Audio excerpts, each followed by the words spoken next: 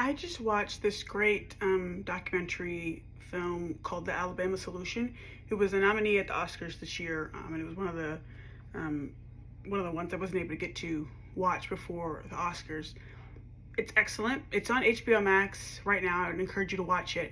But I also wanted just to follow up quickly to say this film made me think a lot about some books I've read. One more recently. The first one is, this is the one I recommend to every single person on planet Earth, The New Jim Crow by Michelle Alexander. I think it's required reading, especially if you live in the United States, but I think really for anybody, it's like one of the most fantastic books I think ever. It's what I always recommend to people. And second is one I read more recently, which is called American Prison by Shane Bauer.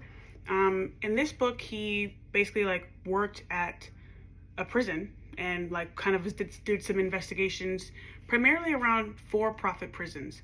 And the film talks about for-profit prisons a little bit, but it really is centered on Alabama and kind of like what's happening with Alabama and the things they need to do to kind of fix their system, and how you look at Alabama, but a lot of these things are happening in a lot of other states. But really, for-profit prisons, it's like that, reading that book and like getting a whole inside look into the business of prisons and how it really benefits people to have people in prison.